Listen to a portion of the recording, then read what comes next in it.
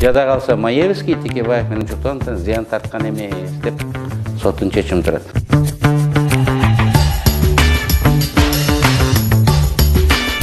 Ошондон кийин соттор карабай койгон, жогорку кеңеш чечпей койгон, баягы тарап бергендей. Анан мамлекетке өттү Мегаком.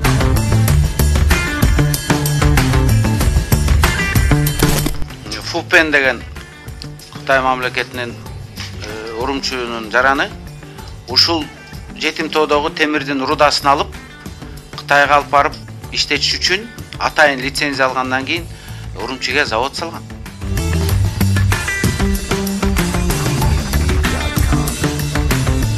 Бул Жетимтоо дагы ошондой да. Четинен эле казып эле сырьёсун ошол эл аралык дүйнөлүк баа менен сатсаң эле ошондо 1 жылда биздин эсеп боюнча 1 жылда 1 миллиардка жакын долларынан кутулуп койсок болот. Саламатсызбы, Өлбек Чиркешевич. Жакында эле Садыр Жапаров 7 каналга интервью берип атып, Текебаев Маевскийден Мегаком боюнча 1 миллион доллар алган. Аны элита дагы билет, мен керек болсо далилдеп берем деп айтты. Мегаком боюнча, баягы Маевский боюнча 1 миллион доллар алганы боюнча. Бул 1 миллион долларды алган Маевскийден. Алганы анык. Муну бардык саясий элита билет. Депутаттар бардыгы билет. Керек болсо мына Кулов дагы билет. Кулов калп десе мына Өмүрбек Суаналиев тастыктап берет. Мен да тастыктап берем. 3 жылдан бери соттун жүрүшүнө күбө болгон көпчүлүк эл да билишет. Бул жерде тергөөнүн айтканы жалган экенин, Маевскийдин айтканы жалган экенин. Бирок Садыр Жапаровдун бул кескен айтканы сиздин сотуңузга таасирин тийгизбейби? Садыр Жапаровдун бул айтканы жоопкерчилик деп эсептейм. Премьер-министр катары анын жакын адамдары мамлекеттин күч органдарын, парламентти, мамлекеттин өзүн башкарып тургандыгын эске алганда бул сотко түздөн түз көрсөтмө берүү катары баалайм. Ошол эле интервьюсунда Садыр Жапаров бүгүн соттор Ак үйдүн көзүн карап отуруптур. Эмне айтсам ошону жасай турган деп айтты. Ошондуктан мен бул мындай билдирүүнү жоопкерчилик жана чектен чыккандык деп эсептейм. Жалпысынан Садыр Жапаровдун айткан сөздөрүн жалган жана жала деп эсептейм. Өзүңүз айтканда бүткүл кыргызстандыктар билип калды. 50ден ашык документ, 60тан ашык күбөлөр бизде айып жаткан кылмыш окуясы болбогондугун толугу менен далилдейт.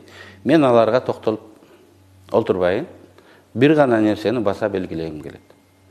Атамбаевдин прокуратурасы, ГКНБсы, кийин соту Текебаевда, Чотоновда Кыргызстанга, кыргыз элине же кайсыл бир гражданинге бир тыйын зыян келтирген деп аныктаган жок.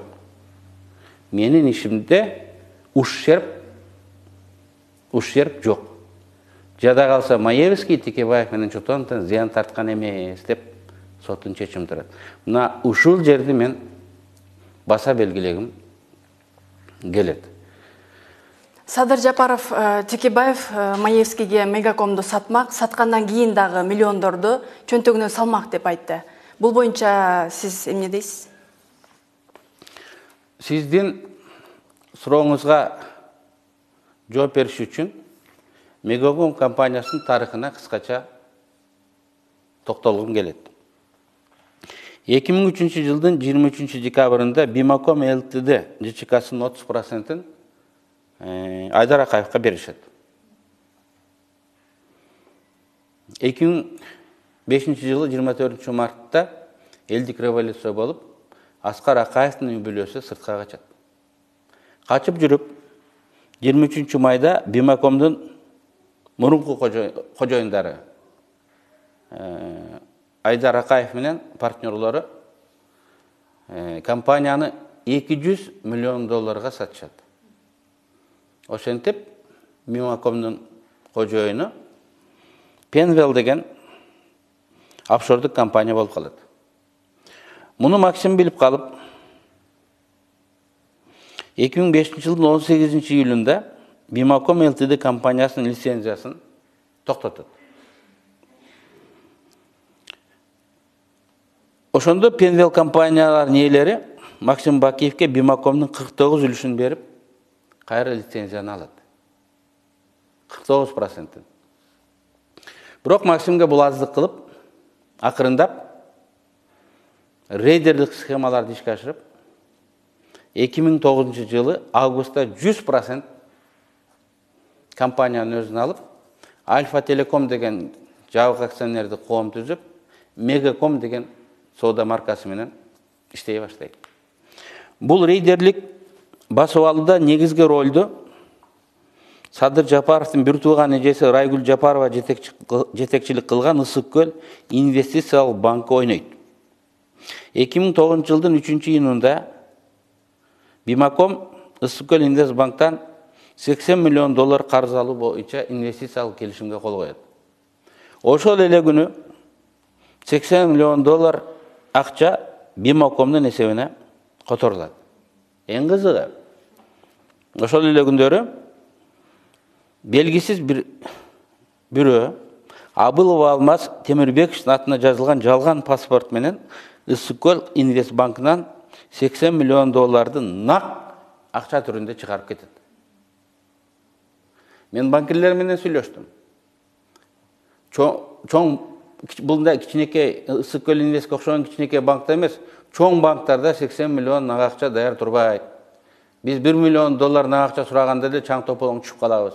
Аны улуттук банк билет, улуттук коопсуздук комитети билет, финансылык кызматтар билет.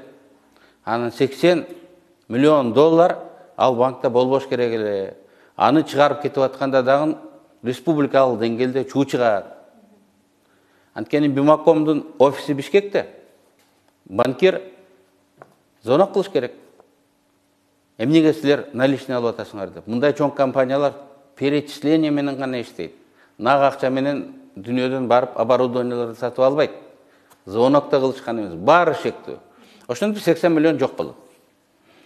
Ысык Көл Инвестбанкы акча жок болгондук жоголуп кетти деген шылтоо менен Бишкек райондор аралык сотко келишимди жокко чыгарып, Бимаком ЛТД $80 миллион акчаны кайтарсын деген талап менен кайрылат.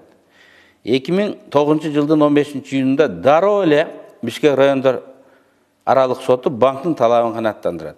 Ал эми бир жумадан кийин 22-июнда Бишкек шаардык соту райондор аралык соттун чечимин күчүнө калтырат. Кыскасы, Бимаком акчаны кайтара албай калып, банкрот деп жарыяланып, ошол жылдын 7-июлундагы соттун чечими менен анын мүлкү сатыкка коюлат. Мүлктү арзан сатып алып, Максим Бакиев жаңы Альфа Телеком деген сотовый компанияны иштете баштайт. Эми бул жерде рейдерлик захват ар дайым бийлик органдары, ошонун ичинде сот катышат. ГКНБС көзүн жумса, Улуттук банк көзүн жумса, Финразведка көзүн жумса, соттор дароо аткарып турса, Ысык Көл Инвестбанктын башчысы Жапарова негизги ролду ойноп сотторго кайрылып атса, бул рейдерлик захватты ошол кезде коррупцияны алдан алуу агенттигинин комиссары Садыр Жапаров билбей калат беле. Буга эч ким ишенбейт. Экинчи суроо ушундай ал кезде анын баасы $300 миллионго көтөрүлүп калган. Компанияны бирөөгө алып берип аткан, кызмат көргөзүп аткан адам бекер кылабы? Урда алып кеткен $80 миллион ким канчадан бөлүп алгандыгы жөнүндө азырга чейин уламыш кептер айтылып жүрөт. Бирок мен айтайын деген негизгиси бул эмес. 2005 жылы Айдар Акаев тартып алса, 2009 жылы Максим Бакиев тартып алса, 2010 жылы апрель революциясы болгондон кийин ушул компаниянын бир бөлүгүн мен өзүм алып алайын деген убактылуу өкмөттүн мүчөсү болгон эмес. Тескерисинче убактылуу өкмөт 2010 жылы майда дароо эле бул компаниянын 49%-ин улутташтырат.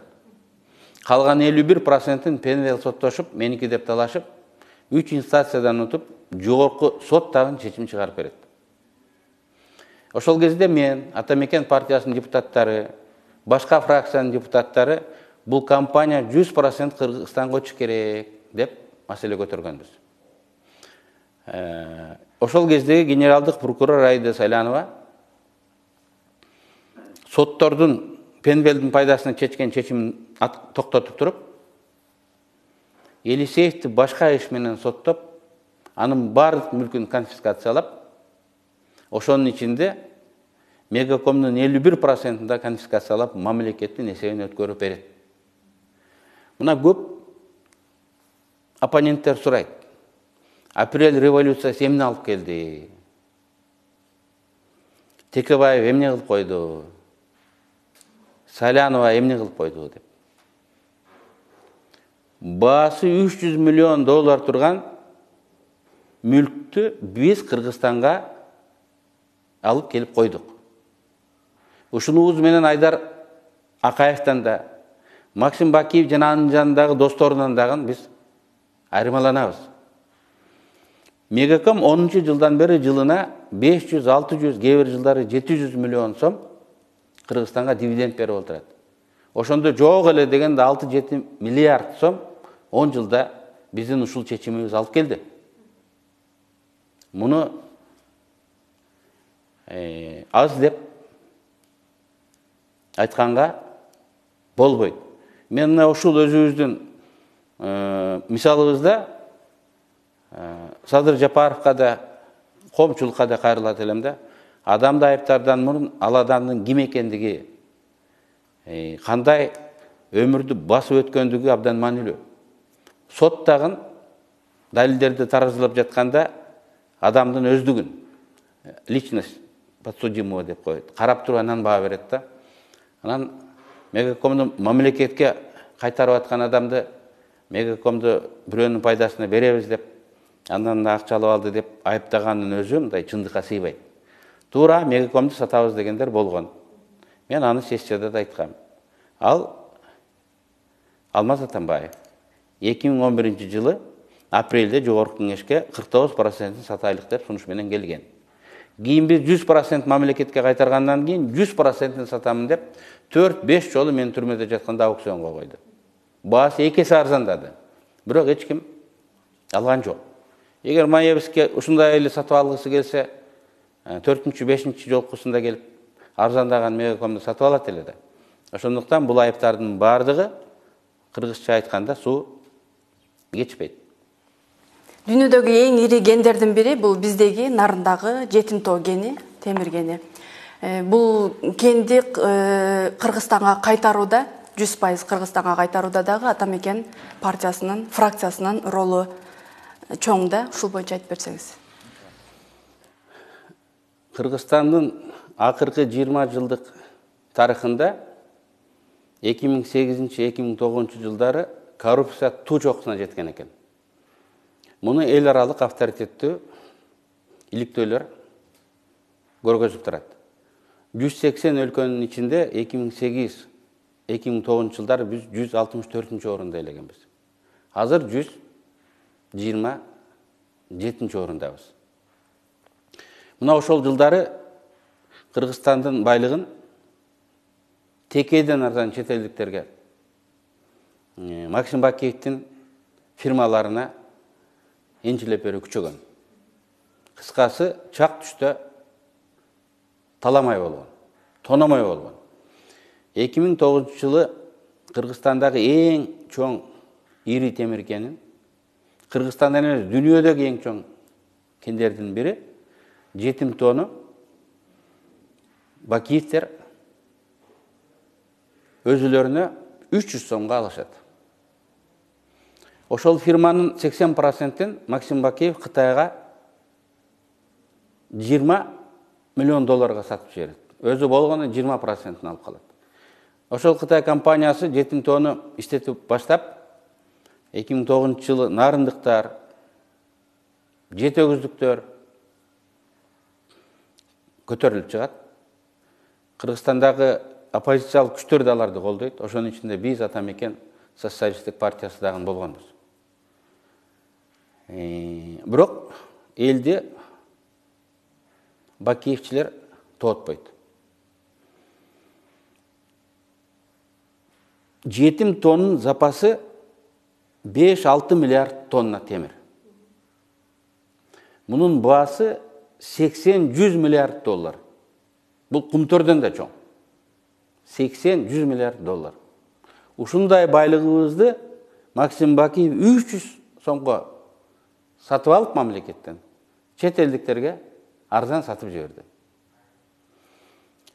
Бул коррупциялык тоноо экендигин бүт Кыргызстан көрүп турду.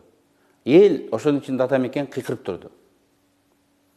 Бирок ошол кезде коррупцияга каршы күрөш агенттигинин комиссары Садыр Жапаров үн каткан эмес. Эмне ал сокур беле, эмне ал дүлөй беле, эмне ал дудук беле.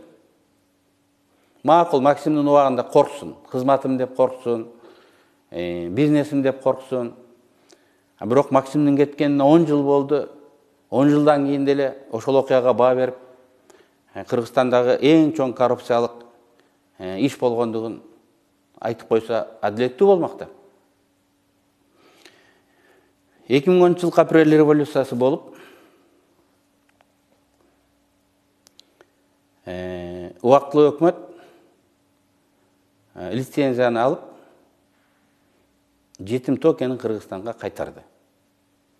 Бирок акырындап унуткарып, Бакиевчилер бийликке кайтып келген заманда 2012 жылдан баштап Кытай компаниясы лицензияны кайра сот аркылуу ала баштады. 2016 жылга чейин жогорку сот 3 жолу Кытай компаниясынын пайдасына чечим чыгарып берген экен. 4-чү жолу каралып жатканда биз Атамекен фракциясы билип калып, 16 жылы 3 февралда фракциянын жыйынына бүт күч органдарын, тиешелүү мамлекеттик органдардын жетекчилерин чакырып, каттуу тапшырма койдук. Керек болсо ушундай чечим чыгарган судьяларды чыккынчы катары камаш керек дегенге чейин барып, 16 февралда жогорку сот Кыргызстандын пайдасына чечим чыгарды. Ошентип жетим тоокени Кыргызстанга биротоло кайтып келди. Жетим тоо биз айтканда бул Максим Бакиевдики. Буну биз мындай ким мындай чыгарып берип атат? Кимдер жардам берип атат? Муну биз иликтешибиз керек да. Мен муну эмне үчүн бул тарыхты айтып атам да. Вахаддин Сулайманов туура айтты. Соттор жөн чечим чыгарган жок. Жогорку сот кайра эле өжөрлүк менен 3 жолу чечим чыгарып атпай, карап ушуну чечип бергиле депчи. Болгон бир эле шылтоо тиги компания биз уккан эмеспиз деп айтып атат деп атат. Укпаса кантип сотко берди деген косвенный мындай далилдер, фактылар дагы бар да. Укпаса кайдан берип атат. Анан Юлиана Пак менен Гладышев качып кетишсе, Кыргызстанда жок болсо, алардын артынан кууп аны тапшырганга да мүмкүнчүлүк жок да. Анан алар доверенность берген адам келип сотко берип, акча менен утуп Кыргызстандын көзгө басар байлыгы 100 миллиард доллар деп турат. Муну интенсивдүү иштетсек, мен справочный материалдарды 200 жыл иштетет экенбиз. 200 жыл ошол жерде жумуш ордун болот. Канча мындай Кыргызстанга мындай пайда алып келет. Бүтүндөй бир регионду, Нарын регионунун тагдырын өзгөртө турган. 2009 жылы декабрда лицензия берилет. 70%-тин бир бөлүгүн 25 миллион доллар акчага Максим Бакиевтер сатат. Учредитель Гладышев менен Пак. 3 айдан кийин революция болот. Ошон үчүн алар ойлогон максатына жетпей, жанагы сиз айткандай 1 жылда жасай турган ишин жасай албай калат. Бирок 2-3 жылдан кийин өзүнө келишет. 12 жылдан баштап соттоша баштады. 2 жылдан кийин өзүнө келишет. Анткени аларды колдогон адамдар парламентте пайда болот. Анткени аларды колдогон адамдар Бакиевчилер барып госгеологияны жетектейт. Ошончо байлыкты кайра кайталап алууга мындай мүмкүнчүлүк бар экенин көрүп, жанданып сотко өзлөрү Кыргызстанга келе албаса да ишенимдүү адамдары менен мындай сотко берип, мындай ишти утуп алып атат.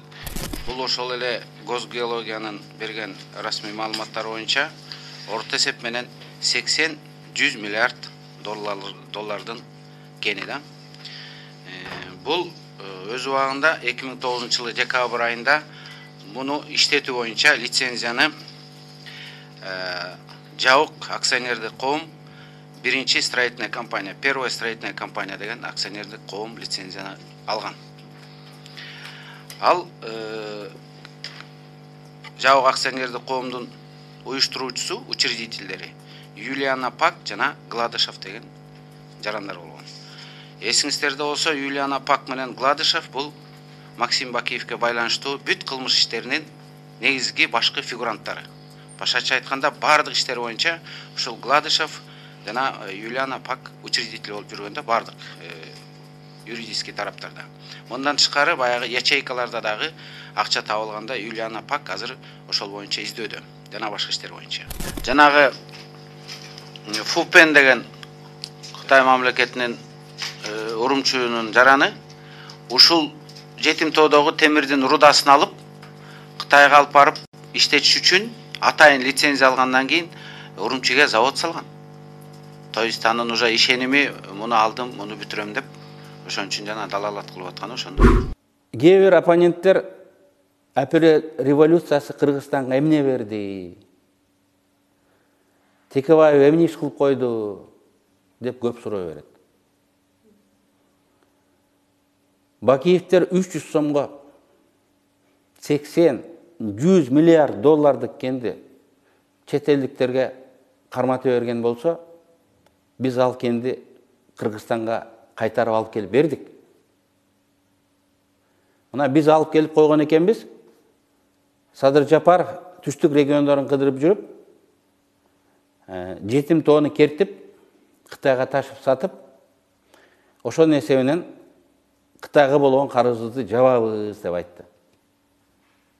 Ал боюнча Садыр Жапаров сүйлөшүүлөрдү жүргүзүп, анча-мынча эсеп-кысаптарында кылып койгон.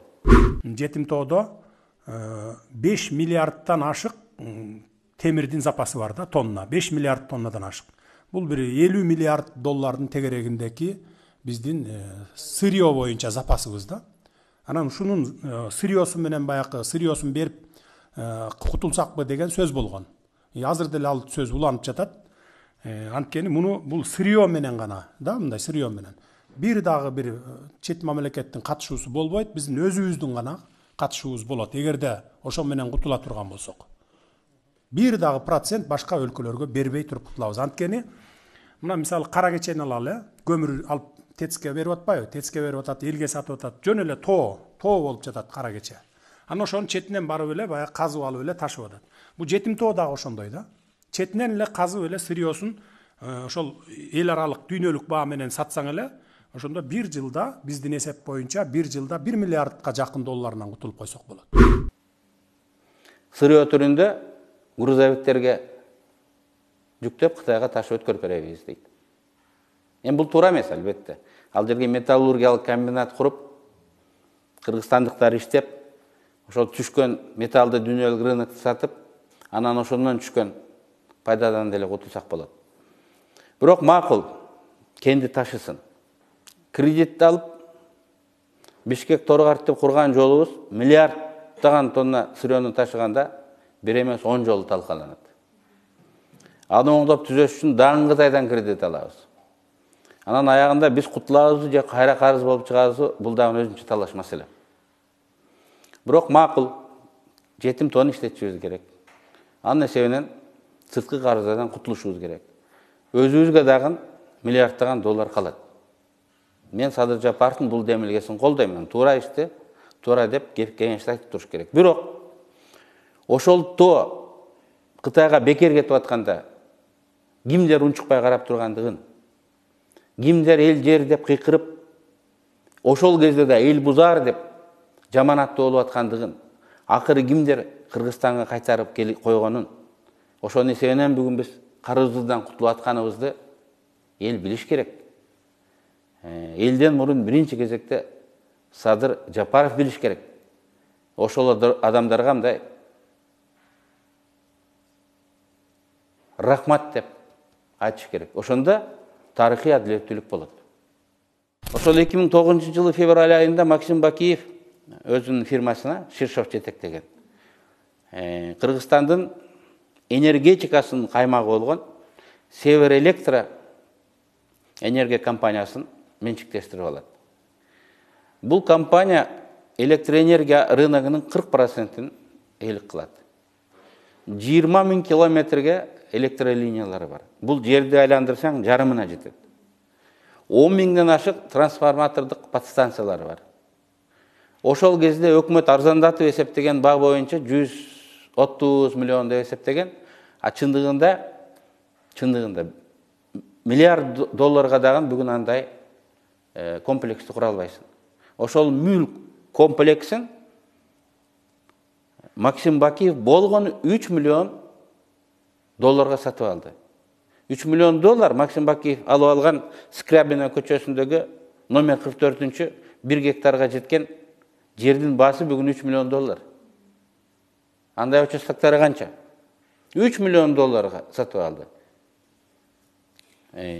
Апрель революциясынан кийин убактылуу өкмөт муну кайра кыргыз элине, кыргыз мамлекетине кайтарды. Север электро кетип атканда дагы бүткүл Кыргызстан, ошонун ичинде Атамекен партиясы мен билдирүүлөрдү жасап, туура эмес болуп атат.